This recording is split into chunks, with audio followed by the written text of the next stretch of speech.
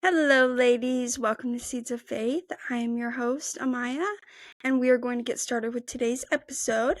So, we actually have a few devotionals for today's episode. I have about 3 right here I'm going to read, and then once we get towards the end of the episode, I have another devotional that I'm going to show you guys because I think it's important to have on hand. So we're going to start with managing your emotions. Be happy with what you have. You shall not covet your neighbor's house. You shall not covet your neighbor's wife, or his male or female servant, his ox or donkey, or anything that belongs to your neighbor. Exodus 20:17. When you read today's scripture, you may think, my neighbor doesn't have an ox or a donkey. But the point of the verse, which is one of the 10 commandments, is not as much about oxen or donkeys as it is about being happy with what you have instead of jealous of what others have. Jealousy is a dangerous emotion. It makes us miserable on the inside and can do great damage to our relationships with the people around us. It can also have negative impact on our health and as well as our relationship with God. When we are jealous of others because of what they own, their houses, cars, jewelry, clothes, or other possessions, it is usually because we are unhappy with what we have or don't have. For example, someone who speaks badly of a person's nice new car, commenting that it's too expensive or that the owner must be frivolous or foolish, may really be saying, I'm not happy with my car, I want your car.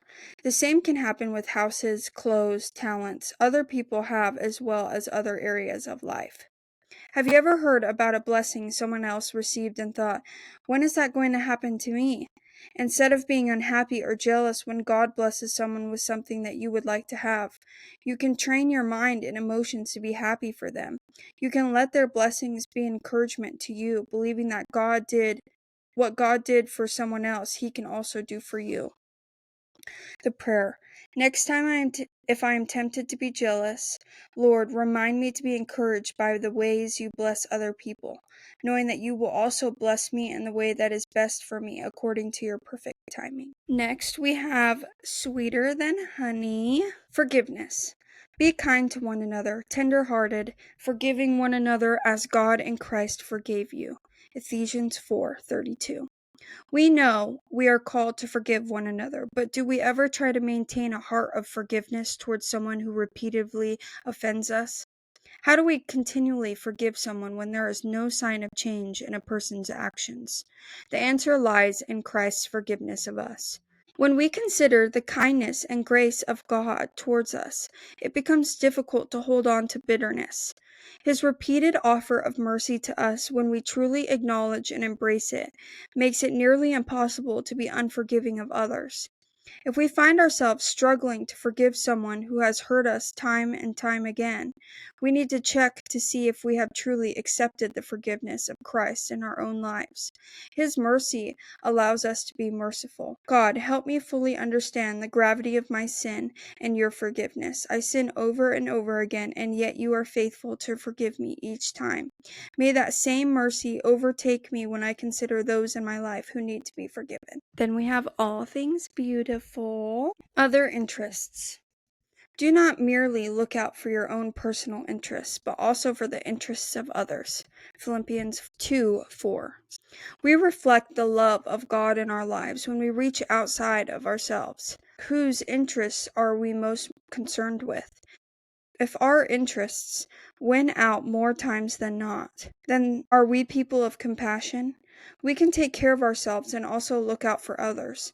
There is a tremendous gift we receive when we concern ourselves with the concerns of others. Is that not what God does with us? He sees the poor and needy, and He is their defender.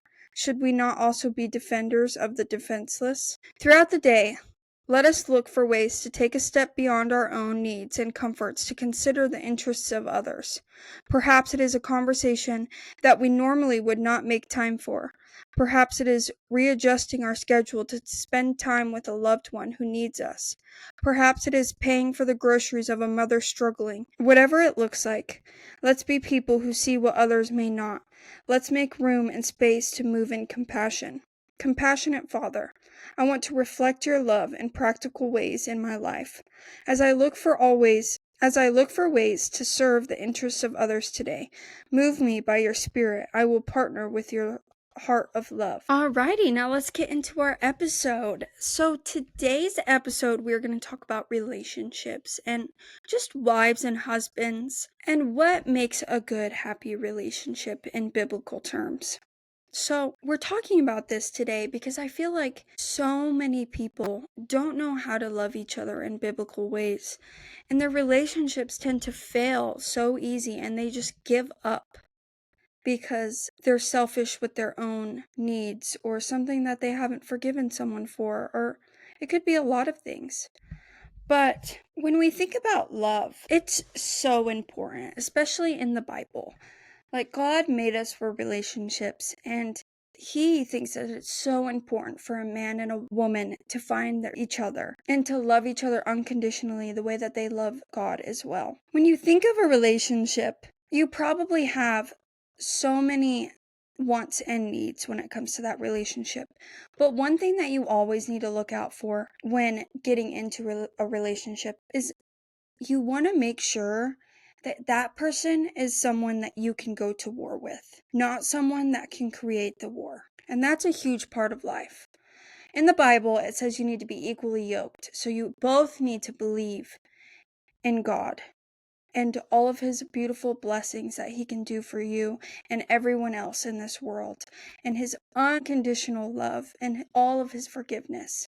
So when you look at 2 Corinthians 6, verse 14 and 15, it says specifically, don't become partners with those who reject God. And most of us see that and they're like, oh, I would never do that. And then they find someone that doesn't have the same beliefs as them, and they have rejected God over and over and over again. But there's something about them that just, like, you have to have them. And that would be the devil, him trying to pull you away from God as much as possible. But if you jump into a relationship with that person, it is not going to end well. How it is going to end is you're both going to create a war with each other. Because if you think about it, most people are like, oh, well, I can change that person, or I can minister to that person and they will believe in God and follow God because I do. But that's not the case. We all need to find God ourselves. And none of us can push someone else to follow God. I mean, we can minister to them and we can pray for them and hope that they, in their own time and God's timing, will go to God. But you're not going to grow with that person if they don't have that same belief as you. Basically, you can't make a partnership with someone who doesn't believe in what you believe and who has rejected God's love over and over again, when that same love saved you and has blessed you countless times and will continue to bless you. Just imagine being with that person and not being able to express your love towards our Father or His love towards them, because that's such a huge thing in a relationship. Conversation. We all have to have conversation in a relationship. There's so much that's needed and wanted to talk about. When God is so important in your life, then you find so many ways to bring Him up in conversations and to talk about Him and what He's done for you and to minister all the amazing things and just how amazing He is. And you're not going to be able to do that in a relationship, because then it will just start causing problems in a relationship with someone who doesn't have the same beliefs. So at that point, then it would probably just be arguing and it would be a toxic environment, because then you wouldn't be able to talk about something that is so important to you. And that person is going to try and pull you away from that, make you quiet, which is starting a war, and you're settling for something that isn't good for you and what God wants for you. Obviously, God puts us through trials and tribulations in life, and He likes to show us that we are strong and that going through hard things makes us stronger. But in the end, He doesn't want us to be unhappy. He doesn't want us to be hurt. It hurts Him to see us hurt or unhappy. So when you are trying to find a partner, you need to be able to find someone who has the same belief as you, and that so that together in your relationship, you can have God as your foundation and grow together spiritually, mentally, emotionally, physically. And you should be dating someone to marry. Marriage is all over the Bible, and it is so important.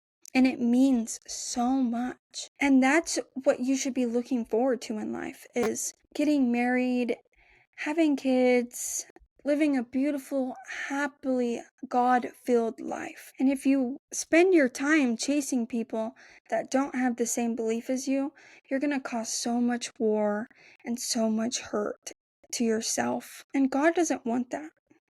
And you shouldn't want that either. That's why that verse is so important. And I'm going to read it again, because it's something that you should really think about. So it's 2 Corinthians 6, verse 14 and 15. Don't become partners with those who reject God. The Bible literally tells us how to have a good marriage and have a happy life. Ephesians chapter 5, the first thing it says is, wives, submit to your own husbands. Why? And that's because men need to feel respected, and they need to lead. That is their part. And if you don't submit to them and let them feel respected by you and lead you, then nothing good is going to come from that. Us women try and take that away from men, and we try to do it quickly. But then we complain when men start to give up on things that they wouldn't usually give up on. And that's because we don't choose to submit to them like we should. The rest of the chapter says, husbands, love your wives as Christ loved the church. That means lay down your life for your wife. That means that her needs come before his needs. And she is now your own flesh and is one with you. That's what it means to live a godly life in marriage, and the key to have a happy marriage. So men should lead her, focus on her and no other women, never treat her harshly, provide for her, love her as his own flesh, and support her. And women should respect him, follow him, support him, help him when it's needed. Your wifely duties, like taking care of the house, cooking, cleaning, raising godly children that learn from their father and that follow their father. And 1 Peter says, God will not hear your prayers if you are a husband and you treat your wife bad. You can't be brutal and you can't be aggressive to your wife. And that does not mean that us women can do that to our husbands too, because that is not okay. We need to be compassionate to each other. And as a father's job is to not provoke your children to anger. So aggression, obviously, it's something that we have to control in our daily lives. Me, every single day, I ask God when I pray to help me manage my own emotions, to help me let go of anger and resentment that I hold, and to be faithful to him. Because when we hold on to those things, it's just like how I talked about holding on to the negative and not the positive. And we don't need that in our lives. Divorce rate right now in first-time marriages is at 41%. Second-time marriages, 60%. Third-time marriages, 73%. That is absolutely crazy. It's crazy. The big reason for divorce nowadays is husbands and wives stop talking to each other. So their communication goes out the window. And then they lose affection for each other. And then they stop being intimate with each other. All those things are very important in a relationship. Communication, intimacy, and affection, respect, love, God. All of those things are so important when it comes to relationships. So when you lose those things, then us women try to start leading, and then we get resentful and mean, and they try to take everything that they can away from their husband. And then husbands give up and go elsewhere.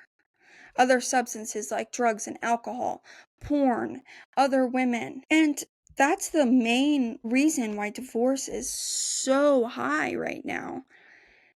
And it's so sad because that's not how a marriage is supposed to work.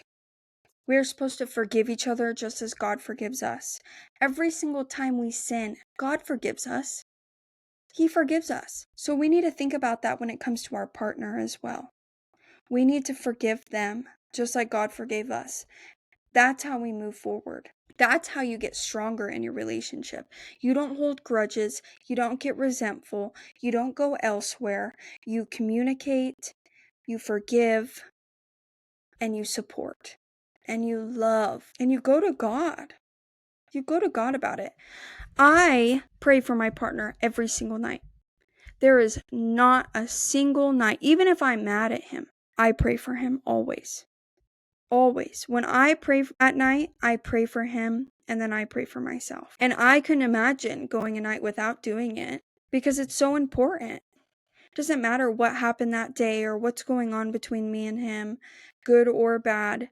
I pray about it. And I ask God to protect us and help us be understanding and forgiving and loving. Each partner has roles and responsibilities to make a marriage work. And that's what makes everything work together. You should be spending quality time with each other, finding time for your partner. You should always be doing that. I know that we have busy lives and I don't have kids, but people have kids and it's hard.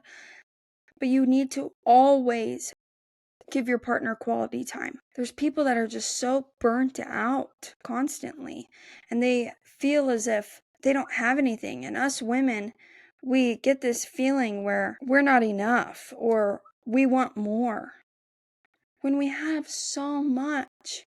We're just not using the right tools and we're not communicating with our partner about it and we're not going to God about it. We as people need to stop giving up on each other and start reconnecting. Alrighty, ladies, I think that's it. But for us women, I have this book and it's 31 Days of Prayer for My Husband. And I love this because in each day it gives you basically like a devotion almost.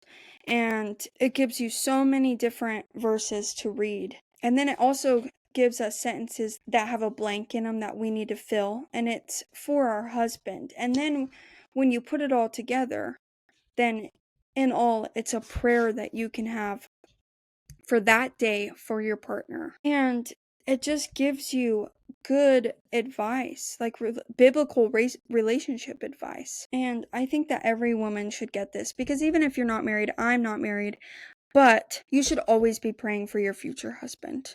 Even if you don't know that person yet, you should always be praying for them, just like you would pray for anyone else or yourself, because that person's going to be a part of your life, a big and important part of your life. And I know that there is versions for men as well. And so if you're in a relationship, maybe you should look into getting them for each other. Me and my partner, we have a workbook. It's a workbook that you do once a week. And it brings up conversations that you wouldn't think that you need to have, but you have. And it makes your relationship so much stronger. So much stronger. Alrighty, ladies. That's all I have for today. I just ask you guys to love like Jesus a little bit more. Be compassionate to others. Go to God about anything and everything. Pray a little extra. Alrighty, ladies. I'll see you next time. Bye.